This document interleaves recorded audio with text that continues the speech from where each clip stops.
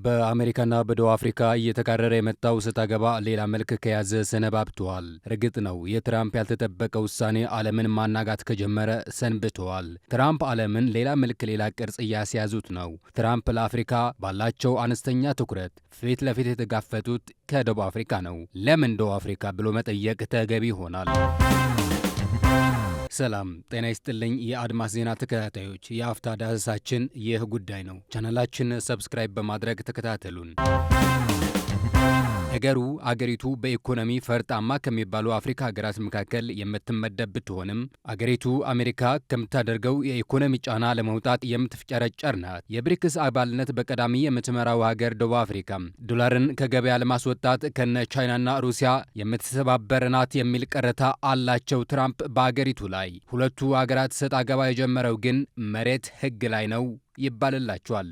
የመሬት ሕጉስ ምን ይላል? ቀኝ አክራሪው ትራምፕ ደቡብ አፍሪካ በነጮች ላይ አድልዎ ታደርጋለች ብለው ያምናሉ። ይሁን እንጂ የአገሪቱ ፕሬዝደንት ራማፎሳ ትራምፕ የሀገራቸው የመሬት ሕግ በውል ሳይገነዘቡ በአገሪቱ የሚያደርጉት ጫና እንዲያቆሙ ተማጽነው ነበር። ይሁን እንጂ ትራምፕ ይህንን ችላ በማለት ሌሎች አስደንጋጭ እርምጃዎችን እያከናወኑ ቀጥለዋል። አገሪቱ ቀደም ብላም ቢሆን ትራምፕ በሚሰነዝሩት ያልተገባ አስተያየት ደቡብ አፍሪካ ከአሜሪካ ወደ ውዝግብ መግባት እንደማትፈልግ እንዲሁ ነው የገለጹት። የአገሪቱ ፕሬዝደንት ራማፎሳ መጋቢት 8 ላይ ነበር የአገሪቱ ፕሬዝደንት ሲሪል ራማፎሳ በአዲሱ የመሬት ሕጋቸው ላይ አሜሪካ የምታደርገው ጣልቃ ገብነት እንዲሁም የምትሰነዝረው ትችት ውድቅ ያደረጉት። ትራምፕ ደቡብ አፍሪካ የነጮች መሬት እየወረረች ነው ብለው ያምናሉ። ሰውየው ከመቼ ጀምረው የነጮች ተቆርቋሪ ሆነ ብለው የሚጠይቅ ሐቅነት ያለው ቢሆንም ደቡብ አፍሪካ ግን ይህንን ለማርገብ ጠቃሚ ባልሆነ ውዝግብ የዓመታት ዲፕሎማሲ አላበላሽም በማለት ዝምታ ይሻላል ብላ አልፋው ነበር። ታዲያ ጉዳዩ ያከረሩት ትራምፕ ግን የመሬት ሕጉን ካላሻሻላችሁ የምሰጣችሁ የገንዘብ ድጋፍ አይኖርም በማለት በድጋሚ በአገሪቱ ላይ ሌላ ተጨማሪ ማዕቀብ ጥለው ነበር። ይህንን ተከትሎ የደቡብ አፍሪካ መንግስት በሰጠው ምላሽ አገሪቱ አሁንም በትራምፕ አስተዳደር የጋራ ጠቀሜታ ያለው የንግድ፣ የፖለቲካ እንዲሁም የዲፕሎማሲ ግንኙነት ማሳደግ እንደምትፈልግ በመግለጽ በመከባበር የተመሰረተ አካሄድ ይጠቅማል ስትል ገልጻለች። ለመሆኑ ትራምፕ ያስከፋው የአገሪቱ የመሬት ሕግ ምንድን ነው? ሕጉስ በነጮች ላይ እርግጥ አድሎ አለውን? አዲሱ የመሬት ሕግ ከአንድ ወር በፊት የጸደቀ ነው። ታዲያ ሕጉ በፍትሐዊነት ላይ የተመሰረተ ሁሉንም ጠቃሚ የሚያደርግ በተለይም ደግሞ በሀገሪቱ የነጮች ያልተገባ ሀብት የሚገታ ለሕዝብ ጥቅም አስፈላጊ ሲሆን ደግሞ መሬቱ ያለ ካሳ እንደሚወረስ የሚያጠቃልል ሕግ ነው። በሀገሪቱ ከመሬት ጋር ተያይዞ በዘር አድሎ የተያዙ እንዲሁም የተፈጸሙ የመሬት ላይ መፍትሄ የሚሰጡ የረጅም ጊዜ ግፊት ነበራቸው። አብዛኛው የደቡብ አፍሪካ መሬት በጥቂት ነጮች ገበሬዎች እጅ ውስጥ ይገኛል። ነገሩ ከዚህም ይብሳል። ለምን ከተባለ የገበሬዎቹ ጉዳይ የአሜሪካ የቀኝ ዘመም እንዲሁም የፖለቲካ አክራሪዎች ድጋፍ ማሰባሰቢያ ጉዳይ ሆኖ ለረጅም ጊዜ የቆየ ነው። አገሪቱ ከ30 ዓመታት በፊት በአፓርታይድ የነጭ የበላይነት ስርዓት የነበረች ቢሆንም በውድና በጀግና ልጆቿ ኔልሰን ማንዴላን ጨምሮ ትግል ይህንን ስርዓት እንዲወገድ ችለዋል። ታዲያ አሁንም ከ30 ዓመታት ቆይታ ይህንን የመሬት ጉዳይ እንደ አዲስ አወዛጋቢ ሆኖ ሰንብተዋል። በትራምፕ ድጋፍ ማግኘቱ ዓለም በአፍሪካ ላይ ያላት ያልተለወጠ የቀኝ ግዛት አቋም አመላካች አይደለምን የሚሉ አካላት ቁጥራቸው አናሳ አይደለም። ትራምፕ አፍሪካውያን ይጠላሉ ብቻ ሳይሆን እንደ ሰው ያለማየት አባዜም አላቸው። በዚህ የደቡብ አፍሪካ የውስጥ ጉዳይ ደስተኛ ያልሆኑ ትራምፕ በተጨማሪ በሀገሪቱ የሚካሄዱ የኤችአይቪ መርሃ ግብሮች ትሰጥ የነበረው ድጋፍም አግደዋል።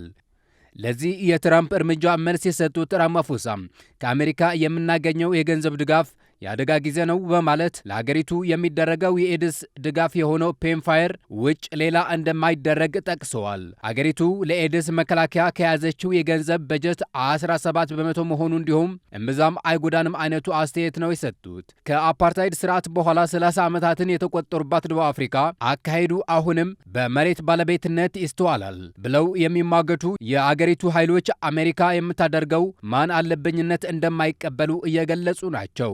የአሜሪካ የውጭ ጉዳይ ሚኒስትር ማርኮ ሩቢዮ የሁለቱ ሀገራት የዲፕሎማሲ ቁርቁስ ዘረኝነትን ያለብሱታል።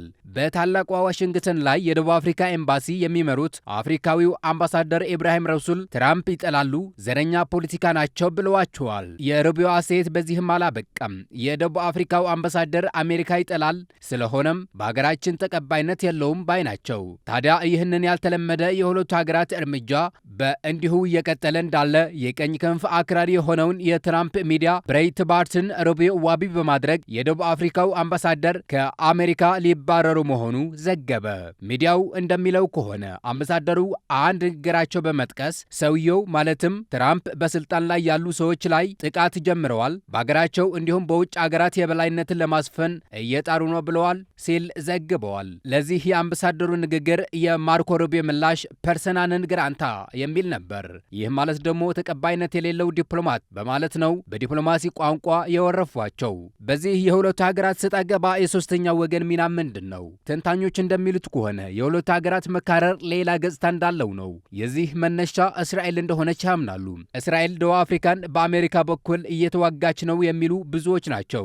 ጉዳዩ እንዲህ ነው። እስራኤል የምትፈጽመው ድብደባና የፍልስጤም ዘር ማጽራት ተከትሎ በዓለም ፍርድ አደባባይ መቅረብ አለበት ብለው ከሚያምኑ እንዲሁም ኔታንያሁ የከሰሱት ቀዳሚ መሪ ሲሪል ራማፎሳ የደቡብ አፍሪካው ፕሬዝደንት ቀዳሚው ናቸው። ይህ ጉዳይ በጦር መሳሪያ የምትደግፋት አሜሪካና ትራምፕ እጅግ ያስቆጣ ሆኖ ነው የተገኘው። ራማፎሳ በእስራኤል ወጥ የሆነ አቋም አላቸው። ይህም እስራኤል በጋዛ የጦር ወንጀል ፈጽማለች፣ እየፈጸመችም ነው ብሎ ያምናሉ። ይህ የማያወላዳ እውነት ታዲያ ጋዛ የራሱ ማድረግ የሚፈልግ ትራምፕ ከጥቅሙ በተቃራኒ የቆመችው ደቡብ አፍሪካ አምባሳደሯን ቢያባረር የሚገርም አይሆንም። ይልቅ በ72 ሰዓታት ከሀገሯ እንዲወጡ ያዘዘችው አሜሪካ ረገብ እንድትል ደቡብ አፍሪካውያኖች እየተማጸኑ ናቸው።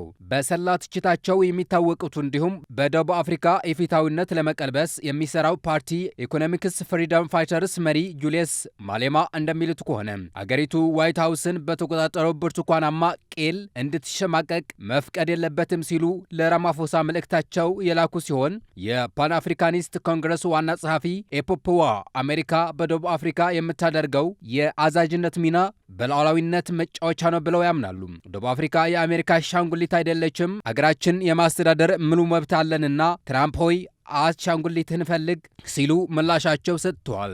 የተባረሩት አምባሳደር ፍልስጤማውያንን የመደገፍ ፖለቲካ ታሪክ ያላቸው ከመሆናቸው አንጻር አሁን አሜሪካ ከሚያስተዳድረው ስርዓት ጋር ሊጣጣሙ እንደማይችሉ ያወቁት እኚህ ዲፕሎማት ከትራምፕ ጋር ለመገናኘት አልፈለጉም። ይልቅ በባራክ ኦባማ ስልጣን ዘመን ላይ የደቡብ አፍሪካ ዲፕሎማት ሆነው የተሾሙት እኚህ አምባሳደር በዲፕሎማሲው ዓለም ባላቸው ሰፋ ያለ እውቀት እንደገና በ2024 በድጋሜ መሾማቸው ይታወሳል። የአፓርታይድን ስርዓት አምሮሮ ከተቃወሙት አንዱ የሆኑትን ኢብራሂም ረሱል አሁን ጸረ አሜሪካ ተብለው ተፈርጀዋል። ለዚህ የሰጡት ምላሽ ቀጥተኛና ግልጽ ነበር።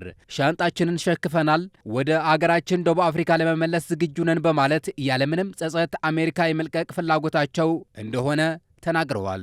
ይህንን ተከትሎ 70 ሺህ የሚሆኑ የነጭ ደቡብ አፍሪካ ገበሬዎች አሜሪካን ሂደው ጥገኝነት ሊጠይቁ መሆናቸው እየሰማን ነው። የተከበራችሁ የቻናላችን ቤተሰቦች ለዛሬ ጉዳዮቻችን የያዝናቸው እነዚህ ነበሩ። በሌላ ጉዳዮችን እስከምንገናኝ ቸር ሰንብቱ። ቻናላችን ሸር፣ ላይክ፣ ሰብስክራይብ በማለት ቤተሰብ ይሁኑ።